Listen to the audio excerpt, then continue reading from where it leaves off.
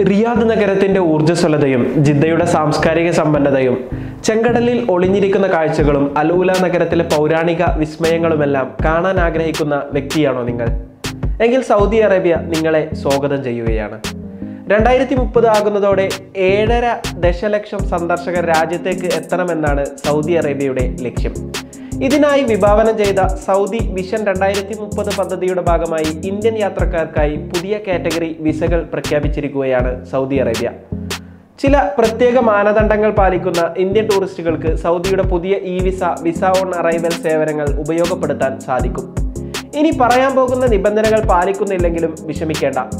ആ സാഹചര്യത്തിൽ വിസക്കായി തഹ്സീൽ സെന്ററുകളെ ആശ്രയിക്കാം. USA-യിൽ നിന്നോ UK-യിൽ നിന്നോ അല്ലെങ്കിൽ മറ്റേതെങ്കിലും ഷെൻഗൻ രാജ്യങ്ങളിൽ നിന്നോ സാധുതയുള്ള ടൂറിസ്റ്റ് വിസ അല്ലെങ്കിൽ ബിസിനസ് വിസ ഉള്ളവർക്കാണ് പുതിയ മാറ്റങ്ങൾ പ്രയോജനപ്പെടുക. എൻട്രി സ്റ്റാമ്പ് ചെയ്ത രേഖകളും കയ്യിലുണ്ടെങ്കിൽ ഇവർക്ക് വിസ നേടാനുള്ള അർഹത ലഭിക്കും. അതുപോലെ തന്നെ മേൽപ്പറഞ്ഞ നിബന്ധനകൾ പാലിക്കുന്ന വ്യക്തികൾക്ക് വിസ ഓൺ അറൈവലിനായി അപേക്ഷിക്കാനും സാധിക്കും.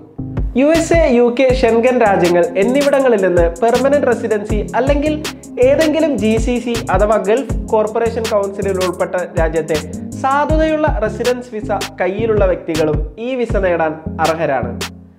GCC രാജ്യത്തെ റെസിഡൻസ് വിസ കയ്യിലുള്ളവർ മറ്റൊരു നിബന്ധനയും പാലിക്കേണ്ടതുണ്ട്.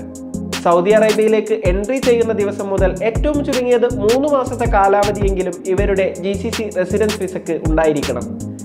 2024 മാർച്ച് മാസത്തിൽ ഇന്ത്യയിൽ നിന്നുള്ള വിനോദസഞ്ചാരികൾക്കായി സൗദി അറേബ്യ സ്റ്റോപ്പ് ഓവർ വിസകൾ അനുവദിച്ചിരുന്നു.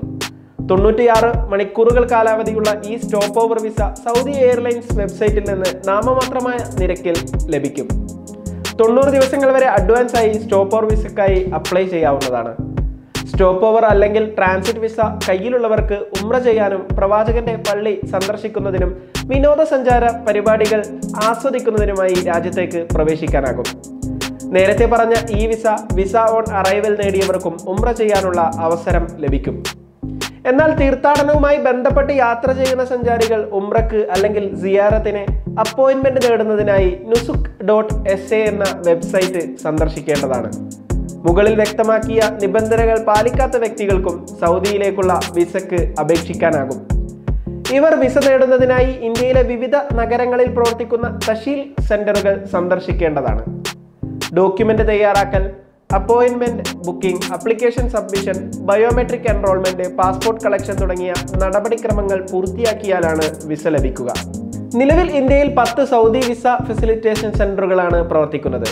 മുംബൈ, ന്യൂഡൽഹി, കൊച്ചി, ഹൈദരാബാദ്, അഹമ്മദാബാദ്, ബംഗളൂരു, ലക്നൗ, കൊൽക്കത്ത, കോഴിക്കോട് എന്നീ നഗരങ്ങളിലാണ് വിസ ഫെസിലിറ്റേഷൻ സെന്ററുകളുള്ളത്. വൈകാതെ മറ്റു നഗരങ്ങളിലും ഇത്തരം കേന്ദ്രങ്ങൾ തുറക്കാനാണ് അധികൃതരുടെ നീക്കം.